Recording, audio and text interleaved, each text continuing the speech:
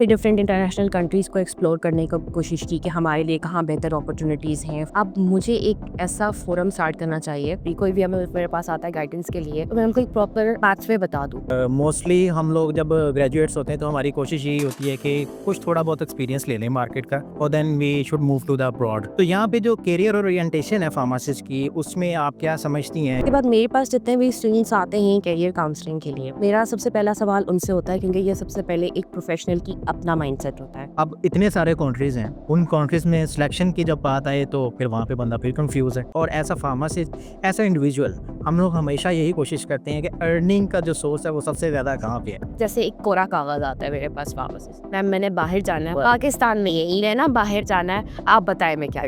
Financial constraint को देखते हुए ज़्यादातर स्टूडेंट्स हमसे मुझसे कहते हैं कि हमने ना किसी मिडिल ईस्ट कंट्री मूव करना है, but never consider Middle East as your final stop. Ireland या कोई इस तरह के दूसरे कंट्रीज को आप वो एक्सप्लेन कर सकती हैं? और आयरलैंड की अभी तक की जो कॉस्ट चल रही है वो बड़ी मिनिमल है।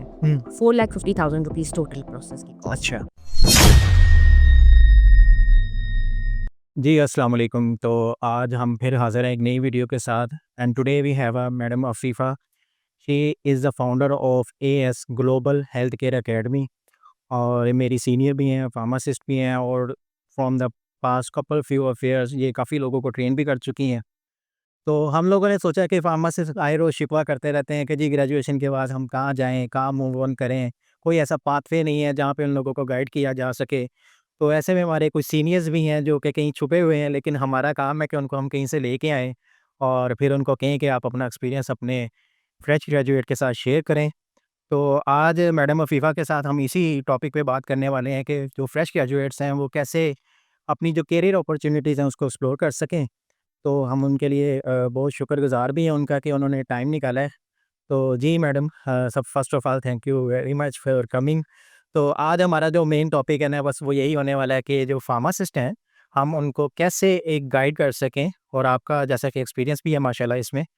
सो प्लीज़ एक्सप्लेन कि सबसे पहले तो आप अपने बारे में बताएँ कि आपका जो एक जहाँ पे आपने ग्रेजुएशन की, उस ग्रेजुएशन के बाद फिर आपकी क्या जर्नी रही है कि आज आप माशाल्लाह इस मुकाम पे हैं कि काफ़ी सारे लोगों को ट्रेन भी कर चुकी हैं। तो अपना एक्सपीरियंस और अपनी जर्नी शेयर करें। बिस्मिल्लाहिर्रहमानिर्रहीम। मेरा नाम अफीफ़ा सलीर है। मैं यूनिवर्सिटी ऑफ पेशावर की ग्रेजुएट हूँ ईयर 2014, और पोस्ट ग्रेजुएशन अब अल्हम्दुलिल्लाह से मेरे 10 इयर्स कंप्लीट हो गए हैं एक्सपीरियंस के। ग्रेजुएशन के टाइम पे जब हम लोग निकलते हैं तो न्यू फार्मासिस्ट, आपको पता है हमारे पास कम्युनिटी और इस तरह से करियर काउंसलिंग के कोई वो नहीं होते, फोरम्स अवेलेबल नहीं होते। फिर वही जॉब्स ढूंढी, फिर उसके बाद एमफिल किया, फिर जॉब की, फिर एमफिल किया। तो on end of hospital research का मेरा एक्सपीरियंस रहा। फिर जब पता चला, आइडिया हुआ वक़्त के साथ-साथ कि नहीं, हमारी फार्म डी डिग्री में ही एक 5 ईयर फुल प्रोफेशनल डिग्री है। इसमें बहुत पोटेंशियल है, हमें फर्दर स्टडीज़ की ज़रूरत नहीं पड़ती है सच, अगर हम अपनी डिग्री को इट्स ओन कोर एक्सपीरियंस करें, प्रैक्टिस करें। फिर डिफरेंट इंटरनेशनल कंट्रीज़ को एक्सप्लोर करने की कोशिश की कि हमारे लिए कहाँ बेहतर अपॉर्चुनिटीज़ हैं, फार्मासिस्ट कहाँ as in the sole of their own degree move कर सकते हैं, प्रैक्टिस कर सकते हैं। पाकिस्तान में रहते हुए किस तरह से अपनी डिग्री को, अपनी प्रोफ़ेशनल नॉलेज को आप इम्प्रूव कर सकते हैं। करते-करते एक जर्नी मेरी यहाँ तक पहुँची कि मैंने अपना ऑस्ट्रेलिया का एग्ज़ाम क्लियर किया, और उसके बाद फिर अल्हम्दुलिल्लाह अब मेरी ऑस्ट्रेलिया में रजिस्ट्रेशन भी हो गई है। उसके बाद जब मैंने अपना एग्ज़ाम क्लियर किया तो फिर मैंने ये सोचा कि अब मुझे एक ऐसा फ़ोरम स्टार्ट करना चाहिए, जिस पे मैं जूनियर्स को, कलीग्स को, इवन सीनियर्स भी, कोई भी हमें मेरे पास आता है गाइडेंस के लिए, तो मैं उनको एक प्रॉपर पाथवे बता दूँ। एक फुटस्टेप्स हैं मेरे, हुँ। जो कि लेड हैं अब।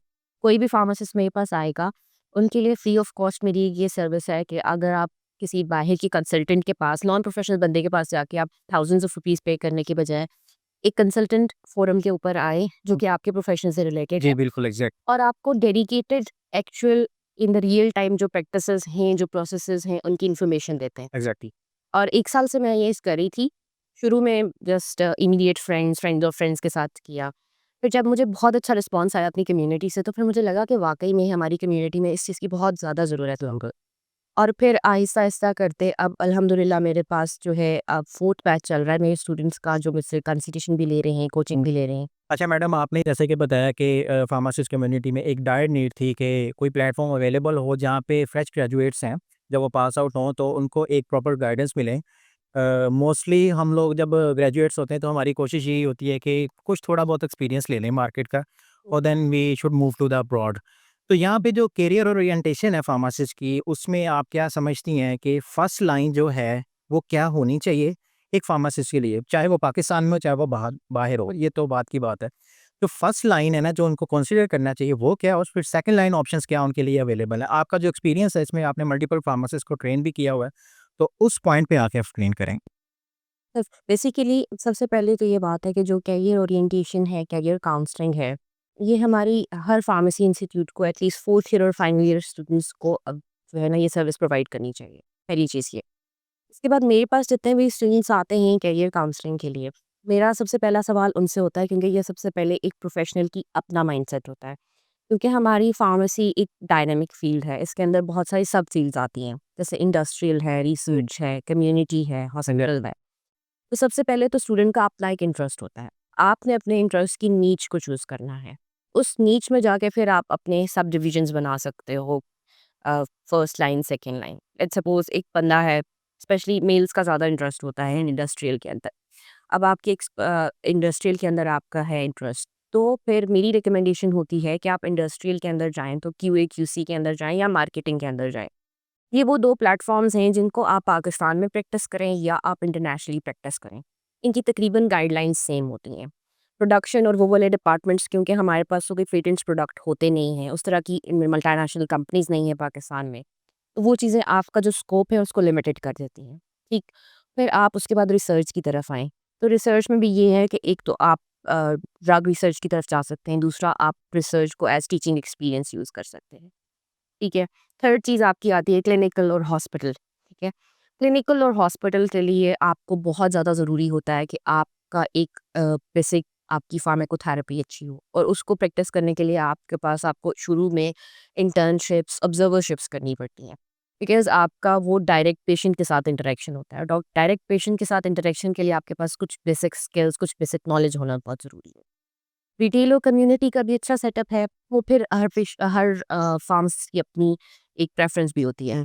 लेकिन मेरे नज़दीक अगर आपने फार्माकोथेरेपी को या हॉस्पिटल क्लिनिकल साइड को लेकर चलना है, तो उसमें आपके लिए ये ज़रूरी है कि आप ऑब्ज़र्वरशिप्स करें, और ऑब्ज़र्वरशिप्स के दौरान आपको अपनी नीच पता चल जाती है कि मुझे क्लिनिकल साइड पे ज़्यादा इंटरेस्ट है या मुझे कम्युनिटी साइड पे ज़्यादा इंटरेस्ट है। फिर आप हर फार्मासिस्ट अपने इंटरेस्ट को देख के अपने लिए फर्स्ट और सेकंड लाइन ड्रॉ कर सकता है। लेकिन मेरे पास जितने भी स्टूडेंट्स कंसल्टेशन के लिए आते हैं, मैं उनको एक ब्रॉडर पर्सपेक्ट बता देती हूँ हमारी डिग्री का, क्योंकि 5 ईयर फुल फ्लेज प्रोग्राम है, ठीक है? और उसके सारे डायनामिक्स एक्सप्लेन कर देती हूँ। फिर हर स्टूडेंट अपनी चॉइस के मुताबिक जो उसकी नीच होती है, उसमें फिर जो भी स्पेशलाइज़्ड गाइडेंस मेरे से चाहिए होती है, तो मैं ज़रूर प्रोवाइड करती हूँ। अच्छा, आपने देखिए जैसे बताया ना कि हर फार्मासिस्ट की एक अपनी वो इंटरेस्ट के अकॉर्डिंग उसको फील्ड सेलेक्ट करनी चाहिए। तो ये वाला जो पार्ट है ना, ये हमारी स्टूडेंट लाइफ में तो कोई भी इसको फॉलो करता ही नहीं है। इसीलिए हम कोई ऐसा प्लेटफ़ॉर्म पर बार-बार इस चीज़ को रिपीट करते हैं कि जो स्टूडेंट्स हैं वो 3rd ईयर या 4th ईयर या 5th ईयर में वो एटलीस्ट वो इंटर्नशिप्स करें ज़रूर। अच्छा, अब आपका क्योंकि एक्सपीरियंस है कि इंटरनेशनली आपने काफ़ी सारे एग्ज़ाम्स को एक्सप्लोर किया हुआ है, आपके पास बहुत नॉलेज भी है इस बात का और ट्रेन भी कर चुकी हैं। तो ये बताएँ कि अब इतने सारे कंट्रीज़ हैं, उन कंट्रीज़ में सिलेक्शन की जब बात आए तो फिर वहाँ पे बंदा फिर कन्फ्यूज़ है कि किस तरफ जाएँ। अच्छा, यहाँ पे भी अच्छी अपॉर्च्युनिटी और as a pharmacist, as a individual हम लोग हमेशा यही कोशिश करते हैं कि अर्निंग का जो सोर्स है वो सबसे ज़्यादा कहाँ पे है। हम लोगों को नहीं गर्ज़ कि हमारा लाइफ़स्टाइल क्या है, अर्निंग अर्निंग है तो लाइफ़स्टाइल भी बन जाएगी। तो आप ये बताएँ कि इतने सारे कंट्रीज़ में जब बंदा कन्फ्यूज़ होता है तो आप क्या रिकमेंडेशन करती हैं कि आप इस तरह कंट्रीज़ को लेके चलें, आप उस तरह एक्सप्लोर करें, आपके पास यहाँ-यहाँ अपॉर्च्युनिटीज़ आ सकती हैं। आपका जो एक्सपीरियंस है पास्ट फ्यू इयर्स का वो आपने एक्सप्लेन करना है इस बात पे। अच्छा, ये वाला सवाल ना हर स्टूडेंट का होता है, ठीक है? और अब आपको पता है कि आजकल तो दुनिया ग्लोबल विलेज है। इंटरनेट पे हर चीज़ अवेलेबल है। इंटरनेट पे लोग पढ़ लेते हैं, फार्मासिस्ट पढ़ लेते हैं कि USA is the top most paying country for pharmacist. Although it is, but USA के procedures are also very tough, ठीक है? मतलब यूएसए का टेस्ट, इवन यूएसए का लैंग्वेज टेस्ट आप पाकिस्तान से बैठ के नहीं दे सकते। उसके लिए भी आपको यूएसए जाना है। उसकी हर चीज़ के लिए आपको यूएसए जाना है। दो USA is the best paying country, लेकिन उसके अपने कंस्ट्रेंट्स हैं, ठीक है? तो फिर मेरे पास सब स्टूडेंट्स आते हैं जिन्होंने पहले से अपना माइंड सेट किया होता है किसी कंट्री के लिए, तो मैं उनसे एक दफ़ा ज़रूर पूछती हूँ कि आपने इस कंट्री के लिए क्यों सेलेक्ट किया अपना mind? Let's suppose they said कि हमारी फैमिली वहाँ है या हम इट वाज नहीं दिए के भी बड़ा तो वो चीज़ है तो इट्स फाइन।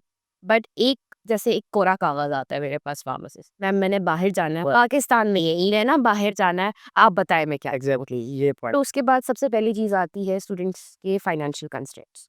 या हम ज़्यादातर फार्मासिस्ट कम्युनिटी जो है ना, मिडिल या लोअर मिडिल क्लास के स्टूडेंट्स हैं और उनके लिए फाइनेंशियल कंस्ट्रेंट एक बहुत बड़ा फैक्टर होता है। ठीक है। ठीक है? और उसी फाइनेंशियल कंस्ट्रेंट को देखते हुए ज़्यादातर स्टूडेंट्स मुझसे कहते हैं कि हमने ना किसी मिडल ईस्ट कंट्री मूव करना है बिकॉज़ उसके एक्सपेंसेस कम हैं। बट मेरी कंसंट्रेशन हमेशा फार्मासिस्ट के लिए होती है कि मिडल ईस्ट एक बहुत अच्छा ऑप्शन है। But never consider Middle East as your final stop. Hmm. अगर if you are facing some financial constraints, so go for Middle East and use it as a career boosting step. Yes. Multiple steps आप ले सकते हो, baby steps, ठीक है? Middle east का ये फ़ायदा है कि उसके एक्सपेंसेस कम हैं। एक्सपेंसेस का।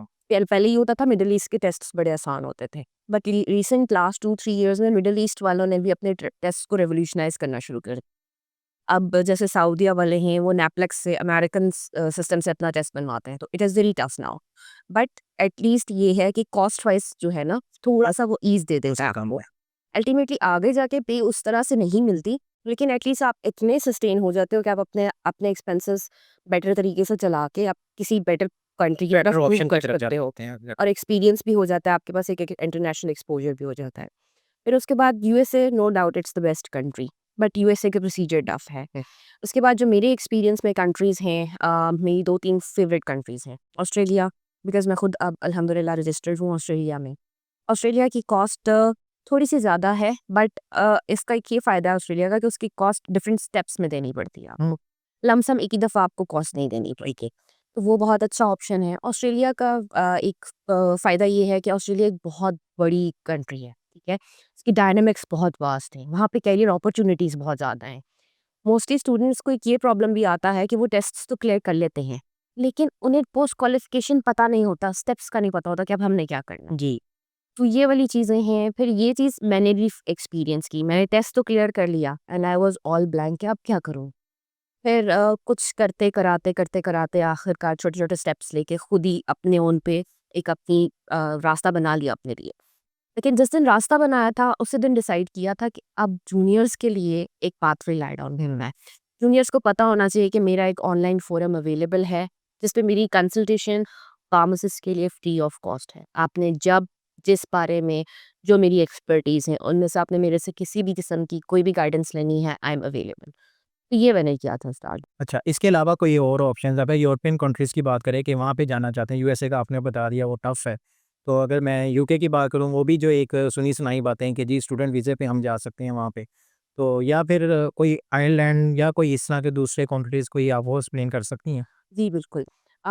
यूरोप में सबसे ज़्यादा प्रॉब्लम जो आता है, यूके में तो हमारी जो डिग्री है फार्म डी डिग्री, वो इक्विवेलेंट टू बैचलर्स कंसिडर होती है। तो हमें वहाँ पे पहले ऑस्पेप करना पड़ता है, वो 1 ईयर का डिग्री प्रोग्राम है। तो वो एक बड़ा कॉस्टली और लेंथी प्रोसीजर होता है। वरना यूके में फार्मेसी की प्रैक्टिस बड़ी अच्छी है।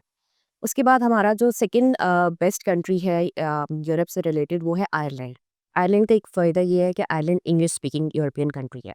बाकी यूरोपियन कंट्रीज़ जैसे फ़िनलैंड, स्विट्ज़रलैंड, जर्मनी, नॉर्वे, इन सब कंट्रीज़ में एक बैरियर आ जाता है, लैंग्वेज बैरियर। ठीक है। आयरलैंड वो कंट्री है जो इंग्लिश स्पीकिंग है और उसमें एक लैंग्वेज बैरियर नहीं है, तो वो हमारे लिए ईज़ी है। सेकेंडली आयरलैंड मुझे क्यों बहुत ज़्यादा पसंद है कि आयरलैंड की अभी तक की जो कॉस्ट चल रही है वो बड़ी मिनिमल है। हुँ। 4,50,000 रुपीज़ टोटल प्रोसेस की कॉस्ट है। अच्छा। और आयरलैंड जो है थर्ड बेस्ट पेइंग कंट्री है फॉर फार्मासिस्ट, ठीक है? है। तो वहाँ पे अभी फ़िलहाल फॉर द ईयर ऑफ 2025-26 बड़ी वास्ट अपॉर्च्युनिटीज़ हैं ठीक है। फार्मासिस्ट के लिए। तो यहाँ पे देखें लोगों को इस चीज़ का आइडिया ही नहीं है। बिल्कुल भी नहीं है। और जब स्टूडेंट्स को मैं आयरलैंड का बताती भी हूँ, तो वो हैरान होते हैं, कहते हैं, "अच्छा आयरलैंड? हम तो लगता था बस रिसर्च के लिए आयरलैंड जा सकते हैं।" जी।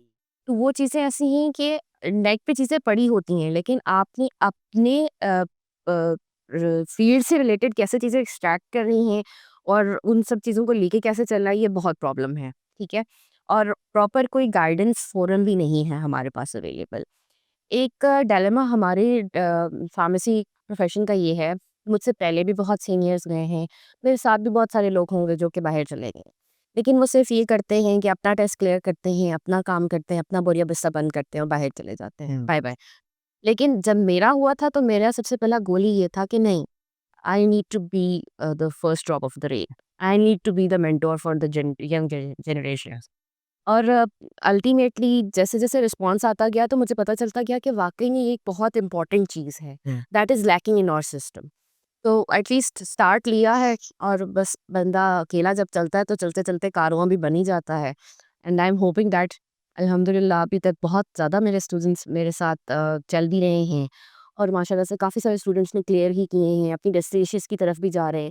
ये मेरे लिए सबसे बड़ी जो है अच्छा देखें, जब आपके पास फ्रेश स्टूडेंट्स आते हैं या फिर ग्रेजुएट्स आते हैं, तो आप उनको जो एक रजिस्ट्रेशन का जो प्रोसीजर है, वो आप कैसे करते हैं? एक्सपीरियंस तो नो डाउट आपके पास है, लेकिन आप ये वीडियो देखने के बाद बहुत सारे आपसे कॉन्टैक्ट भी करेंगे, तो आप उनको गाइड कैसे करेंगी? कैसे एक्सप्लेन करेंगी कि अच्छा आप इस चीज़ों को लेके फ़ॉलो अप कर सकते हैं, ऑन रजिस्ट्रेशन के पॉइंट से? फॉरेन रजिस्ट्रेशन के पॉइंट से देखें, कुछ बेसिक चीज़ें होती हैं। एक तो प्री रजिस्ट्रेशन रिक्वायरमेंट होती है। अब मेरे पास, मैं ये नहीं क्लेम करती कि मैं हर कंट्री के बारे में कर सकती हूँ, कि I am not the jack of all trades, but जिस कंट्रीज़ का मेरे पास एक्सपीरियंस है मैं उनकी बहुत अच्छे से आपको गाइडेंस कर सकती हूँ। जिसमें यूएसए के प्रोसीजर्स का मुझे पता है, ऑस्ट्रेलिया का पता है, न्यूजीलैंड का पता है, उसके बाद आयरलैंड का पता है, और गल्फ़ कंट्रीज़ सारे का पता है, ठीक है? इससे रिलेटेड सारी डॉक्यूमेंटेशंस, अब ये था कि मैंने जब अपनी एक्सप्लोरेशन की थी तो उसी के दौरान मैंने अपनी सारी चीज़ें अपने पास सेव करके रखी। हुँ, क्योंकि मुझे पता था कि अल्टीमेटली जब मैं काम करना शुरू कर रही हूँ तो मेरे लिए ये चैलेंजेस आएँगे। मैं दोबारा ये डॉक्यूमेंट्स इकट्ठे करने पे अपना टाइम और एनर्जी वेस्ट नहीं करना। वो सारे डॉक्यूमेंटेशन मेरे पास सेफ हो, और वो वाले डॉक्यूमेंट्स जो कि ऑनलाइन इनकी ऑफिशियल वेबसाइट्स पे वैलिड रिसोर्सेज के साथ हैं। सुनी सुनाई बात फॉरवर्ड करना मेरी क्रेडिबिलिटी खराब होती है, और स्टूडेंट्स का भी टाइम ज़ाया होता है। रजिस्ट्रेशन से लेके आपको कौन से डॉक्यूमेंट्स रिक्वायर्ड हैं, आपने कौन सा रजिस्ट्रेशन एग्ज़ाम क्लियर करना है, वो स्टूडेंट को पहले मैं एक जर्नल लेआउट दे देती हूँ। ये पाथवेज़ हैं, इस पे ये खर्चा है, इस पे ये खर्चा है, इसका एग्ज़ाम ऐसा है, इसका एग्ज़ाम ऐसा है।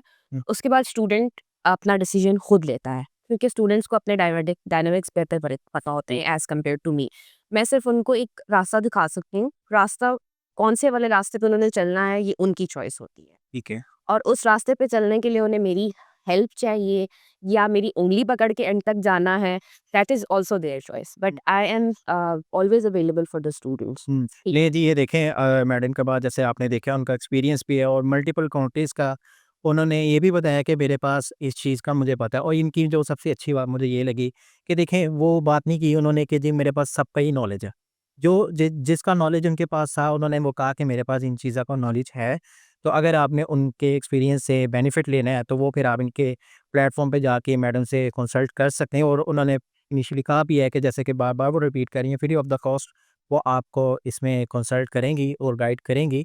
तो मैं नीचे ये अगर आप देखें टाइमलाइन पे आ रहा है इनका एकेडमी का जो बैनर्स हैं, वो भी और साथ में जो इनका कॉन्टैक्ट है वो मैं दोनों ये टाइमलाइन पे शेयर कर रहा हूँ, ये आप उनसे कॉन्टैक्ट कर सकते हैं। तो मैडम बहुत अच्छा एक्सप्लेन किया आपने हर चीज़ को और अपना जो एक्सपीरियंस था वो भी आपने बड़ा अच्छा तरीके से शेयर किया है। अच्छा अगर मैं एक बड़ा यानी कि कॉमन सा क्वेश्चन करता हूँ कि देखें काफ़ी सारे यहाँ पे एग्ज़ाम्स होते हैं, उनका जो बेसिक स्ट्रक्चर है क्या वो हर एक मतलब यूरोपियन कंट्रीज़, मिडल ईस्ट और बाकी सारे भी और भी जो आपके नॉलेज में हैं, क्या इनका बेसिक स्ट्रक्चर सेम होता है या वो भी डिफरेंट होता है कि हर एक को हमें अब एक्सप्लोर करना पड़ेगा वन बाय वन? अच्छा, इसमें जो है ना, जो मैं पाथवे लेकर चलती हूँ, क्योंकि अब इंटरनेशनल जितने भी एग्ज़ाम्स हैं, जैसे मैंने आपको पहले भी बताया कि ये रेवोल्यूशनाइज़ हो रहे हैं। टाइम बाय टाइम ये अपने आप को जो है ना रेवोल्यूशनाइज़ कर रहे हैं। हमारा अगेन जो हमारी स्टडीज़ का ड्रॉबैक होता है, हम चीज़ें मेमोराइज़ करते हैं, हम चीज़ें लर्न नहीं करते, ठीक है? जो इंटरनेशनल एग्ज़ाम्स हैं, मोर और लेस अब सभी एक पैटर्न पे आ रहे हैं, जो कि थेराप्यूटिक्स और क्लिनिकल एस्पेक्ट्स के ऊपर एम्फसाइज़ कर रहे हैं। हम लोग जो फार्माकोलॉजी पढ़ते हैं, हम लोग जो थेराप्यूटिक्स पढ़ते हैं, हम सिर्फ चीज़ें याद करते हैं, हम अंडरस्टैंड नहीं करते। और इंटरनेशनल एग्ज़ाम्स में जो क्वेश्चंस आते हैं ना, वो आपकी अंडरस्टैंडिंग से आते हैं, आपकी मेमोरी से नहीं आते। मेमोरी से 2-3 सवाल आ जाएँगे, किसी की डोज़, किसी की इस तरह की कोई चीज़। लेकिन जो आपकी लर्निंग से चीज़ आएगी ना, कि चीज़ें कोरिलेट करके चलना, बायोफ़ार्म को आपने मेडिसिनल के साथ कोरिलेट करना है, मेडिसिनल को आपने थेराप्यूटिक्स के साथ कोरिलेट करना है, थेराप्यूटिक्स को आपने क्लिनिकल के साथ कोरिलेट करना है। बेसिक ये स्किल है, और इस स्किल के बाद मैं अपने स्टूडेंट्स को यही कहती हूँ कि जैसे आपने ये टॉपिक कवर कर लिया है, अब इस टॉपिक से आपके सामने अगर कोई सवाल उल्टा लटका के भी कर देंगे ना, आपको एटलीस्ट पता होगा कि इस सवाल में पूछना क्या चाह रहा है एग्जामिनर। जब आपके पास क्योंकि डिजिटल मीडिया पे आजकल हज़ारों के हिसाब से पास्ट पेपर्स पड़े, हुँ, हम क्या करते हैं, उन पास पेपर से रट्टा लगाते हैं। अब उस रट्टे के आगे पीछे अगर आपके एग्जाम में कोई सवाल आ गया तो आप नहीं कर सकते।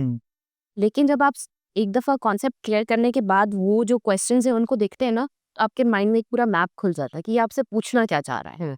तो वो बेसिक स्किल है, वो टेक्नीक है, वो ट्रेनिंग है जो मैं अपनी कोचिंग के दौरान स्टूडेंट्स को इनेबल कर देती हूँ। अगर उसके पास फार्मेसी का ईज़ीएस्ट एग्ज़ाम आए तो उसको भी एक्सेल कर सकता है, और टफेस्ट एग्ज़ाम आए तो वो उसमें भी पूरी कोशिश लगा सकता है, पूरा ज़ोर लगा के वो कर सकता है। ठीक है। बेसिक गोल मेरा ये है कि मैं फार्मासिस्ट की नॉलेज को इतना इम्प्रूव कर दूँ कि वो अल्टीमेटली किसी भी प्लेटफ़ॉर्म पे जाके अपने आप को मनवा सकें। अच्छा, यहाँ पे देखें आपने जैसे सारी चीज़ें एक्सप्लोर की हैं डिफरेंट कंट्रीज़ की, तो यहाँ पे अगर हम बात करें कि हमारी जो फार्मेसी कम्युनिटी है और जो बाहर की फार्मेसी कम्युनिटी है, ज़ाहिर-सी बात है आपके स्टूडेंट्स हैं वो आपको एक्सप्लेन भी करते होंगे कि मैडम हमने जब अपने कंट्री में देखा तो लोग यहाँ पे ऐसी प्रैक्टिस कर रहे थे। जब हम बाहर जाके देखें वहाँ पे ऐसी प्रैक्टिस कर रहे हैं। तो वो जो मेजर की डिफरेंसेस हैं कि फार्मासिस्ट में कि वो क्या यानी कि बाहर क्या प्रैक्टिस हो रही है, हम क्या कर रहे हैं, हम तो पता नहीं क्या है किसी दुनिया और ही में जा रहे हैं।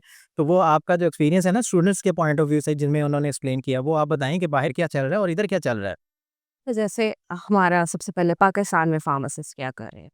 पाकिस्तान में फार्मासिस्ट अपनी जॉब नहीं करते। आप स्पेशली मैं गवर्नमेंट इंस्टीट्यूट्स में काम करने, स्पेशली हॉस्पिटल इंस्टीट्यूट्स में काम करने वाले फार्मासिस्ट को देखती हूँ, तो वो क्या कर रहे होते हैं, वो रजिस्टर्स फिल कर रहे होते हैं, वो क्लरिकल काम कर रहे होते हैं। एग्ज़ैक्टली। बेसिकली हमारा जॉब क्लरिकल नहीं है, हमारा जॉब क्लिनिकल है, हमारा जॉब थेराप्यूटिक्स वाली साइड पे है। अगर थेराप्यूटिक्स पे नहीं भी है तो हॉस्पिटल फार्मेसी एक बहुत वास्ट फील्ड है, हुँ। ठीक है? वो हम एक्सपीरियंस नहीं करते, वो हम एक्सप्लोर नहीं करते, ठीक है? फिर उसके बाद आप देखें कम्युनिटी में भी आजकल मतलब जो वेल नोन फार्मेसी चेन्स हैं, वहाँ पे इतना रश होता है कि फार्मासिस्ट जो है ना सिर्फ प्रिस्क्रिप्शंस भर के दे रहा होता है। कोई ना कम्युनिटी वाले सेटअप्स उनको प्रॉपर बना के देते हैं जहाँ वो पेशेंट की काउंसलिंग करें। क्योंकि पेशेंट काउंसलिंग एक बहुत इंपॉर्टेंट जॉब है हम लोगों की, ठीक है? इंटरनेशनली आप देखें तो मैं यूके से स्टार्ट करती हूँ। यूके में अभी रिसेंटली एक उनका प्रपोज़ल पास हुआ है जिसमें फार्मासिस्ट को प्रैक्टिस अलाउ करती है फॉर एटलीस्ट 20 टू 40 एलिमेंट्स, ठीक है? जिनमें एज़मा है, ब्लड प्रेशर है, डायबिटीज़ है, क्योंकि उनके जीपीज़ के ऊपर बर्डन बहुत ज़्यादा है, ठीक है। ठीक है? आप जीपी ने एक दफ़ा पेशेंट को इवैल्यूएट कर लिया, उसने प्रिस्क्रिप्शन रिफ़िल के लिए आना है तो फार्मासिस्ट ने उसकी लैब्स को और उसकी फार्माकोथेरेपी को कोरिलेट करके उसका बेसिक चेकअप करके उसको, अगर फार्मासिस्ट को लगता है कि वो थेरेपी के ऊपर प्रॉपर्ली मेंटेन्ड है, उसकी थेरेपी ठीक चल रही है, फार्मासिस्ट उसको ही रिफ़िल करके उसको फ़ारिग कर देता है। हुँ। अगर फार्मासिस्ट को लगता है कि पेशेंट की कोई प्रॉब्लम्स ऐसी हैं कि इसको जीपी से या फिर किसी स्पेशलिस्ट से रिकमेंड करने की ज़रूरत है, तो फार्मासिस्ट उसको रिकमेंड करता है to be evaluated by a GP hmm. और बाय अ स्पेशलिस्ट, ठीक? अब ये स्मार्टली काम किया है जी, यूके ने कि हेल्थ केयर के ऊपर बर्डन कम कर रहे हैं। ऐसे ही है। आप पाकिस्तान में देखें, हमारे पास एक डॉक्टर के पास हज़ार-हज़ार पेशेंट की लाइन सही लगी है, होती है। ऐसे ही है। और क्या हमारे 90% पाकिस्तानी पेशेंट्स का क्या प्रॉब्लम होता है? सर दुख रहा है, चक्कर आ रहे हैं, that is not a disease, hmm. ठीक है? क्रूशियली जो इल पेशेंट्स होते हैं वो सिर्फ 10 टू 20% होते हैं। जी। तो वो जो हमारे भी डॉक्टर्स के ऊपर बर्डन है, वो इसी तरह कम हो सकता है कि हम हेल्थ केयर प्रोफेशनल्स के उनकी जो जॉब डिस्क्रिप्शंस है उनको देने की, उनको उनकी जॉब डिस्क्रिप्शंस दें और डॉक्टर्स को डॉक्टर्स की जॉब डिस्क्रिप्शन दें, ठीक? फिर जितने भी वेट लॉस मैनेजमेंट क्लिनिक्स हैं, स्मोकिंग सेसेशन क्लिनिक्स हैं, वैक्सीनेशन क्लिनिक्स हैं, उसके बाद एज़मा सीओपीडी क्लिनिक्स हैं, फैमिली मेडिसिन क्लिनिक्स हैं, फर्टिलिटी क्लिनिक्स हैं। ये वाले वो क्लिनिक्स हैं जिनमें फार्मासिस्ट की डेडिकेटेड जॉब्स होती हैं इंटरनेशनली। हमारे पास यहाँ एक डॉक्टर डोमिनेंट सोसाइटी भी है ऐसे ही है। और डॉक्टर डोमिनेंट पेशेंट भी हैं। उनको भी ऐसा लगता है जब तक हमें डॉक्टर बात नहीं बताएगा, और वो भी डॉक्टर जो इंजेक्शन नहीं लगाएगा वो अच्छा डॉक्टर नहीं, जी, ठीक है? एग्ज़ैक्टली ऐसे ही है। और जब तक इतनी थैला भर के गोलियों का नहीं देगा, वो अच्छा डॉक्टर नहीं। जी, ऐसे ही है। तो ये चीज़ें टाइम के साथ-साथ इवॉल्व होने की ज़रूरत है, हुँ। और इवॉल्व कौन कर सकता है? हमारी हेल्थ केयर अथॉरिटीज़, हुँ। ठीक है? वेदर वो हमारी फील्ड के सीनियर्स हैं या फिर वो डॉक्टर्स की साइड के सीनियर्स हैं। इनको कोलैबोरेशन में जब काम करना पड़ेगा तो हुँ। अल्टीमेटली हमारी हेल्थ केयर का बर्डन बहुत कम हो जाएगा। एग्जैक्टली यहाँ पे देखें ना अगर हम लोग सपोज करें हमारे पास प्रिस्क्रिप्शन भी आती है और हम देखें कि हम लगता है कि यहाँ पे मेडिकेशन एरर है और हम उसको हाईलाइट भी करते हैं कि जी आप जाके अपने फिजिशियन के पास जाके दोबारा इसे कंसल्ट करें, तो यहाँ पे तो उल्टा वो गले पड़ने वाली बात है कि जी आपने मुझे क्वेश्चन किया। यहाँ पे तो कॉन्सेप्ट ही इस तरह का है कॉन्सेप्ट ही ऐसा है और ना। फिर जब फार्मासिस्ट को सपोर्ट ही नहीं किया जाता किसी भी पॉइंट पे, तो फिर आप लोग बार बार यही हमारी कम्युनिटी कहते रहते हैं फार्मासिस्ट नहीं आता रिटेल सेक्टर पे। वो भाई कैसे आए? जब वो आएगा वो अपनी अपनी सर्विसेज देता है, तो वहाँ पे जाके आप उसको बैक फुट पे ले जाते हैं कि जी आपने क्वेश्चन क्यों किया? टू बी वेरी ऑनेस्ट, ये कम्युनिटी हमारे लिए बनाई गई है, ठीक है? हम जैसे पढ़ते हैं ना, 90% स्टूडेंट्स को नहीं पता होता कि हमने अपना नॉलेज कैसे कन्वे करना है। 2 टाइप के स्टूडेंट्स मेरे सामने आते हैं, एक ओवर कॉन्फिडेंट और एक अंडर कॉन्फिडेंट। मॉडरेट मेंटालिटी के स्टूडेंट्स मैंने बहुत कम देखे हैं। ओवर कॉन्फिडेंट जो होते हैं वो पहले दिन जाते हैं और कहते हैं "है, इस प्रिस्क्रिप्शन ये भी गलती है, ये भी गलती है, ये भी गलती है।" अंडर कॉन्फिडेंट कहते हैं जो है जाने दो। नो, मैं हमेशा स्टूडेंट्स को ये कहती हूँ कि इवन आप अगर पाकिस्तान में भी अपना प्रोफेशनल एक्सपीरियंस कर रहे हैं, पहले आप अपनी जगह बनाएं। आप कभी भी पेशेंट के सामने डॉक्टर को या प्रिस्क्राइबर को गलत नहीं कह सकते। That is something offensive. जी, ठीक है, एग्ज़ैक्टली। आपने पहले खुद अपने लेवल पे उसको रिसर्च करना है। जब आपके पास प्रॉपर उसका एविडेंस हो तो आपने हमेशा एविडेंस बेस्ड बात करनी है।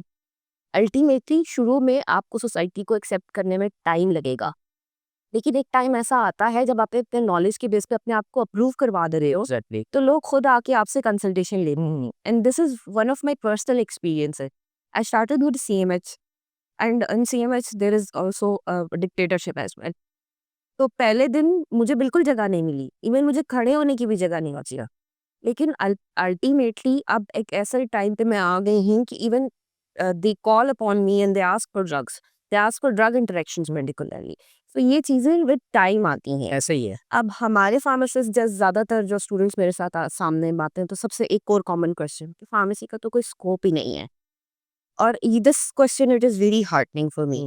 मैं हमेशा उनको यही समझाती हूँ कि स्कोप इंसान को खुद बनाना पड़ता है। ऐसे ही। You have to find your own base. मेरी नीच थी एक टेक्निकली टीचिंग करने की। I found it very late, I regret it sometimes. But लगा कि हर काम में कोई ना कोई मसलियत होती है, लेकिन मैंने एक अपनी लाइफ की एक ऐसे स्टेज पे इस नीच को फाइंड आउट किया जहाँ मैं इतनी समझदार हूँ कि मैं सिर्फ अपना आप नहीं, मैं अपने साथ अपनी कम्युनिटी के बहुत सारे लोगों का भी भला कर सकती हूँ। जी, जी। और उसी चीज़ के थ्रू मैंने ये फोरम लॉन्च किया। एंड अल्लाह पाक हैज़ बीन वेरी काइंड, अल्हम्दुलिल्लाह अल्हम्दुलिल्लाह। मुझे फिर आप जैसे लोग मिले जो कि कम्युनिटी के लिए बिल्कुल डेडिकेटेडली सर्विसेज दे रहे हैं, ऐसे ही। और बहुत कम लोग। और टू बी वेरी ऑनेस्ट, हमारी यंग कम्युनिटी में सिर्फ ऐसे लोग अवेलेबल हैं। हमारे seniors they are very stingy in providing opportunities. Sometimes I'm very honest and not very blunt. That is why I'm not very welcome at most of the forums. But this is something that we need to, overcome these things. And ultimately, हम ही ने ही अपना future develop करना है। ऐसे ही है। मैं ज़रूर recommend करती हूँ फार्मासिस्ट को कि they should consider international countries. सारे तो बाहर नहीं जा सकते ना, जो पाकिस्तान में भी रहें, you should own your identity. ऐसे ही है, Okay? ऐसे ही है। You should be very proud of it that you are a pharmacist. Most of the pharmacists that I come across in via LinkedIn or any forums, Doctor Fulana Fulana. You don't need to write doctor with your name. Doctor is not going to give you any edge. You should write RTH with proud with your name. ऐसे ही है। This is our title. ये बहुत कम लोगों ने ये बात की है, हमारे प्रोफ़ेसर भी इसी बारे में बात करते थे कि हम लोग है ना नाम के साथ डॉक्टर लगा के और ये जो खुशी है ना, इसी में हम लोग जी पड़ते हैं कि जी डॉक्टर लग गया। ठीक है? तो फार्मासिस्ट का अपना एक मुकाम बनाना, वो सबसे ज़्यादा प्रायोरिटी होनी चाहिए। जब तक आप लोग ये नहीं करेंगे ना कि जी हमारी अपनी एक आइडेंटिटी है। पाकिस्तान में तो जो पैनाडोल की एक डोज़ बना के दे दे, उसको भी कहते हैं डॉक्टर साहब क्या हाल है आपका? बिल्कुल, ठीक है, मैं आपको ये कॉमन प्रैक्टिस बता रहा हूँ जो हमारे देहात में भी चलती है। बिल्कुल, तो जब तक हम अपनी आइडेंटिटी नहीं बनाएँगे, जब हम ये लिखेंगे फार्मासिस्ट बिल्कुल, काफ़िज़ गुलशेख, फार्मासिस्ट मैडम अफ़ीफ़ा, बिल्कुल, तब पता लगेगा फार्मासिस्ट भी अपनी आइडेंटिटी रखता है। बिल्कुल। हम लोग अपना कंट्रीब्यूशन दें। वही बात है कि हम जब तक शिकवा करते रहेंगे ना कि हमारी फील्ड में कुछ नहीं हो रहा, और अगर सिर्फ शिकवा करते रहेंगे तो वाक़ई में कुछ नहीं होगी। मैं, आप, हर कोई अपना-अपना थोड़ा-थोड़ा कंट्रीब्यूशन डाल ऐसा ही। सकता है ना, तो चीज़ें बहुत बेहतरी की तरफ। जी, इंशाल्लाह ज़रूर। और अब एक चीज़ मैं ऐड करना चाहूँगी, जैसे आप कह रहे हैं ना, जैसे डॉक्टर्स हाउस जॉब करते हैं। अकॉर्डिंग टू इंटरनेशनल स्टैंडर्ड्स हम लोगों की भी प्रैक्टिसेस होनी चाहिए, इंटर्नशिप्स हमारे सिलेबस का हिस्सा होना चाहिए। एग्ज़ैक्टली। डायलेमा हमारा ये है कि हमारा सिलेबस 2011 में रिव्यू हुआ था एनजीसी से। उसके बाद आज तक वो रिव्यू ही नहीं हुआ। दुनिया चाँद से भी आगे, मार्स से भी आगे जा चुकी है। हम 2011 वाली सिलेबस आउटलाइन्स पढ़ रहे हैं, ठीक है? तो ये चीज़ें ऐसी हैं जिस पे हमारी जो हेल्थ सेक्टर है, हर गली के बाद एक गली में एक फार्मेसी इंस्टीट्यूट्स का अप्रूवल दे रही है। बट उन इंस्टीट्यूट्स के अप्रूवल देने के साथ they should be equally responsible to create opportunities for pharmacist. और at least update their syllabus so that they can be eligible to practise their knowledge anywhere. लेकिन ये डायलेमास तो चल रहे हैं। तो अब लकीर को पीटने से मैं और आप कुछ नहीं कर सकते, because we don't hold those chairs. लेकिन हम इतना कर सकते हैं कि जहाँ जहाँ मेरी एक्सपर्टीज़ है, जहाँ आपकी एक्सपर्टीज़ है, वहाँ हम अपने आने वाले जूनियर्स को काउंसलिंग प्रोवाइड करके उन्हें एक प्लेटफॉर्म दे दें कि आपके पास ये रास्ते हैं जी, जिस पे चलना है, आपकी आपके मर्जी है। लेकिन ये है कि you should not be disappointed in your field, you should not be ashamed to be called a pharmacist. जी, this is your title and this is your crown and you have to wear it with proud. चलिए जी madam से बड़ी हमारी helpful discussion रही है। Overall जो सबसे हमारा हाइलाइटिंग फीचर यही था कि फार्मासिस्ट अब्रॉड में कैसे जा सकते हैं, कौन-कौन से करियर पाथवेज़ हैं, कैसे वो रजिस्ट्रेशन करवा सकते हैं। अब उन्होंने एक्सपीरियंस तो अपना एक्सपीरियंस शेयर किया आप लोगों के साथ। अब डेफ़िनेटली आप लोग यहाँ पे कन्फ्यूज़ होंगे कि हम कहाँ पे जाएँ, कैसे मैडम से कॉन्टैक्ट करें। तो जैसे मैंने पहले भी मिडल में कहा था पॉडकास्ट में कि यहाँ पे टाइमलाइन पे इनका वो बैरियर भी आ रहा है अकेडमी का, और इनका इंस्टाग्राम का जो एक लिंक है वहाँ पे जाके आप मैडम से कॉन्टैक्ट करें और अपनी एक कंसल्टेशन बुक करवाएँ। मैडम आपको डेफ़िनेटली गाइड करेंगी, अपना एक्सपीरियंस शेयर करेंगी, जो आपके अपने क्वेश्चन के पर्सपेक्टिव से मैं बात कर रहा हूँ। जितना मैं कोशिश कर सकता था डेफ़िनेटली अब इतना ही हम कर सकते हैं। और यहाँ पे आधे लोगों को तो वैसे ही छोड़ के भी पता नहीं निकल गए होंगे, पर मुझे शुरू में ये हाइलाइट डालनी पड़ेगी इस बात की भी। तो इंशाल्लाह दी फिर नेक्स्ट वीडियो में मुलाकात होगी किसी फार्मासिस्ट, प्रोप्राइटर या सेल्समैन के साथ। तो तब तक के लिए इजाज़त दीजिए। अल्लाह हाफ़िज़।